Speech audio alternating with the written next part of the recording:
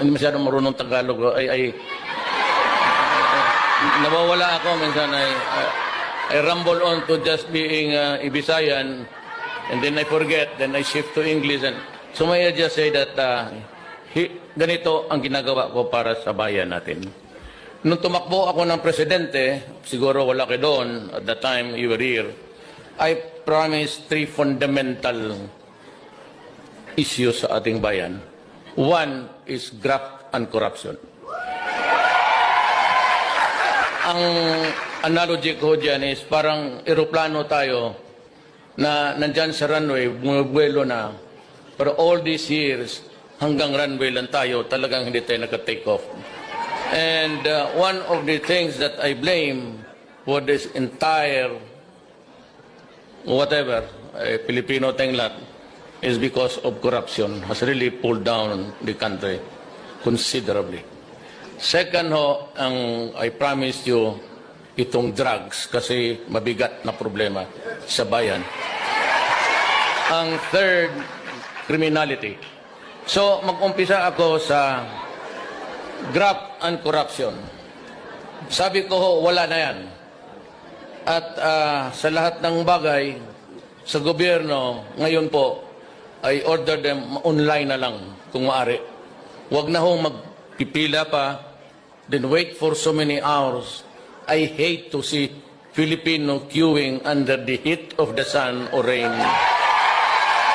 At sabi ko, kaya naman talaga niyan, napakamarami ng computer na nabili ng gobyerno, libo-libo na po at pahirapan pa rin. So sabi ko, ease up the burden of the Filipino. Kaya dito kay Secretary of Labor, kay Bebot Belio, I think he was the Secretary of Justice noon yun sa panahon ni Arroyo.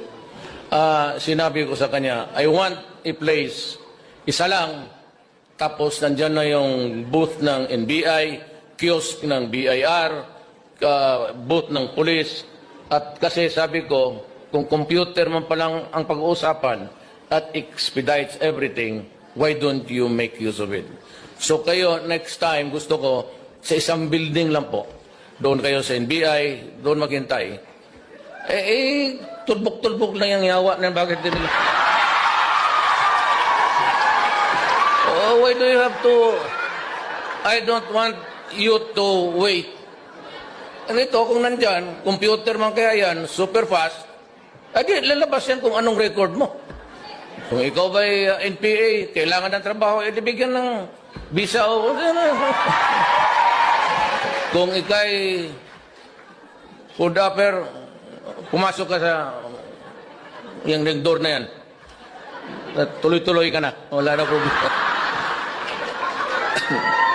Yan ang gusto ko po, one-stop shop. Talagang one-stop shop. Yan ang gusto kong mangyari sa, pati yung maritime, yung sa mga sailors natin, ganun rin. But I'm thinking really seriously now, dito na magkaroon kayo ng sariling bangko ninyo. Ayun. Maybe yung postal bank ng gobyerno, wala namang sumusulat ngayon sa sulat, my love. Dadating ako niya. Puro load lang naman yan. Load lang yan love ngayon, hindi na sulat. So, I want to make life comfortable for you. Kaya maasahan ninyo talaga yung korupsyon. Mag-uwi kayo ng Pilipinas, huwag na ho kayong matakot, do not worry. At kung, ito, hindi ako nagbibiro. Pagpunta mo ng Pilipinas, may police, customs, o immigration, at humihingi sa iyo ng pera, sampalin mo.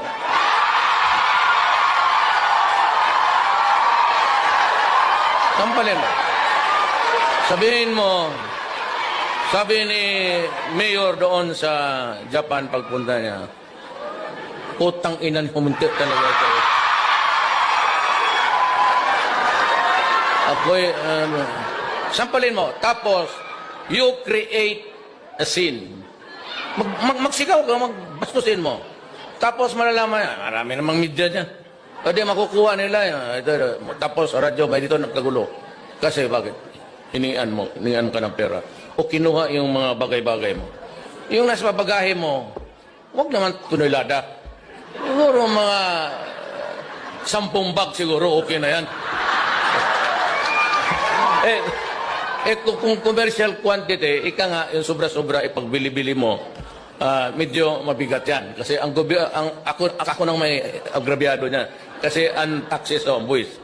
Pero kung yung sa bag mo at kunin yung mga bagay, huwag kang pumayag. Pagka kinuha yung kunin mo ulit, sabihin mo, hindi yan para sa iyo. Kung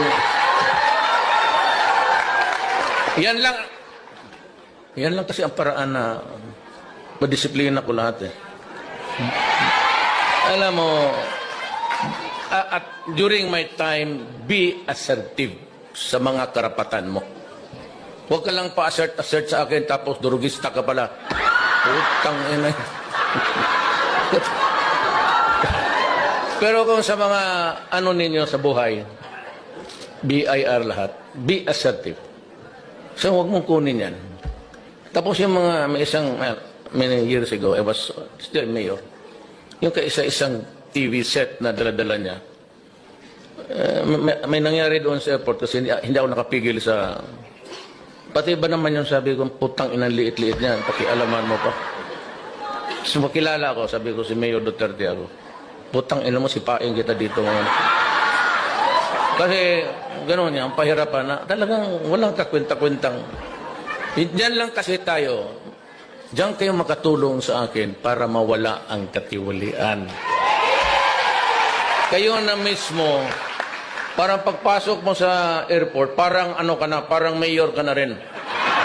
Ayun, astang mayor na, gano'n ba?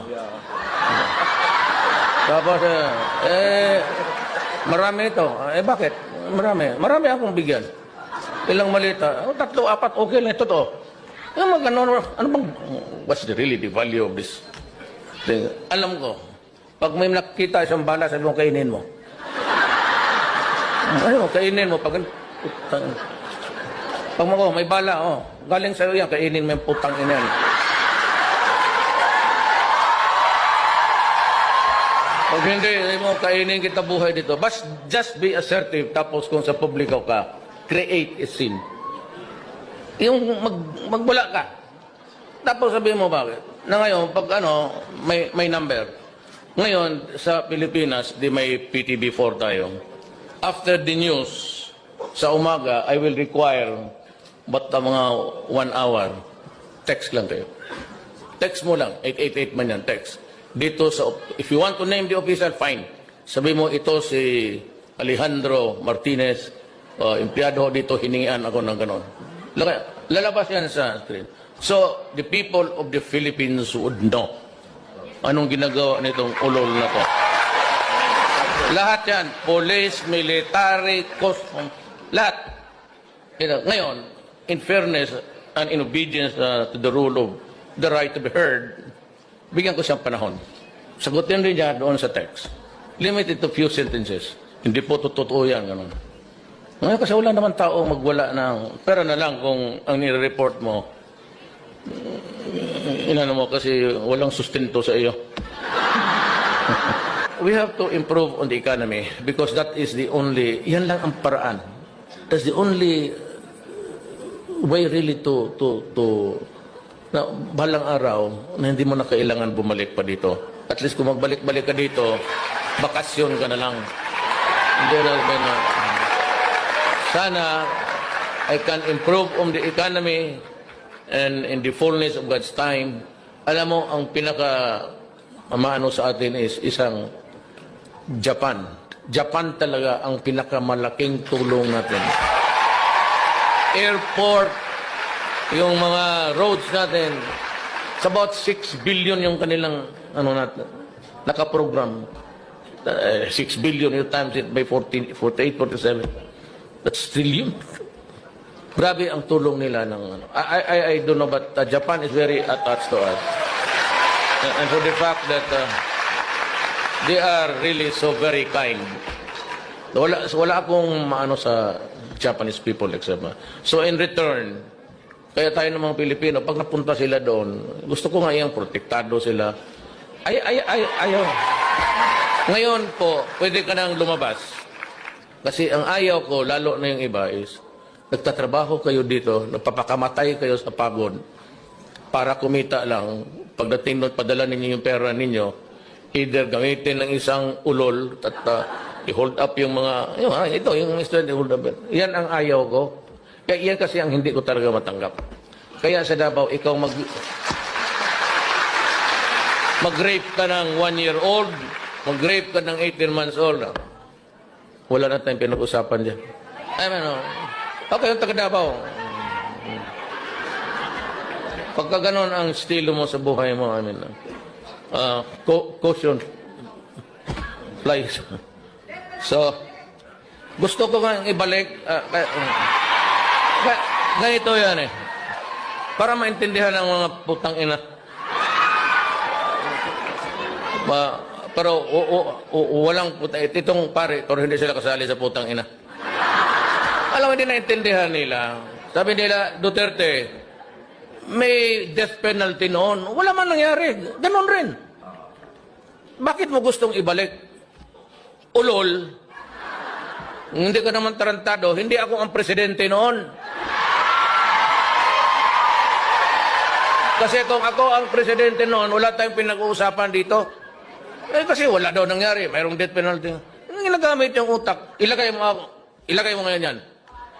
Sabi nila, hindi na. Kasi marami na ngayon. Sa kulungan, 1,000. Hindi, mag-ihaw tayo mga 5 araw-araw.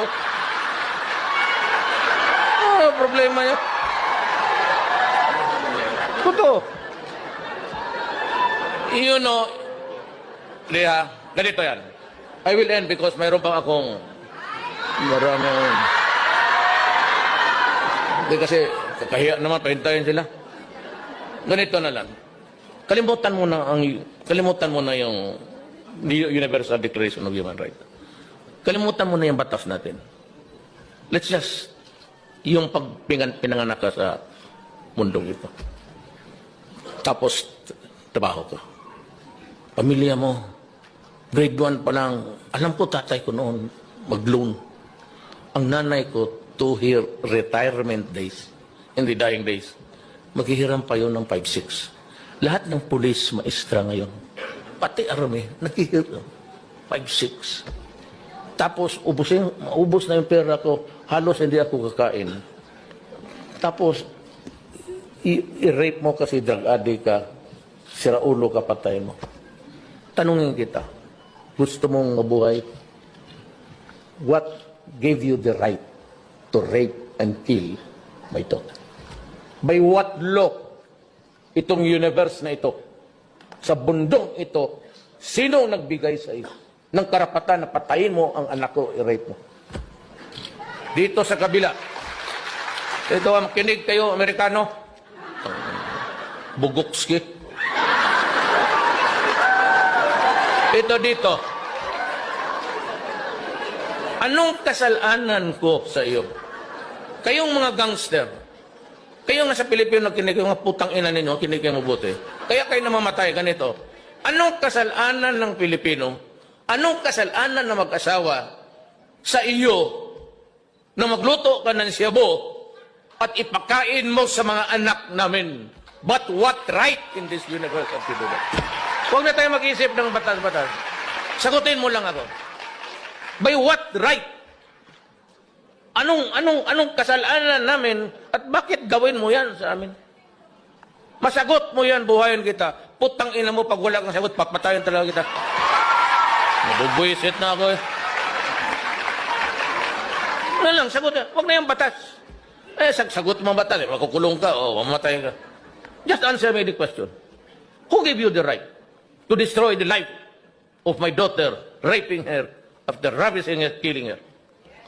But what right do you have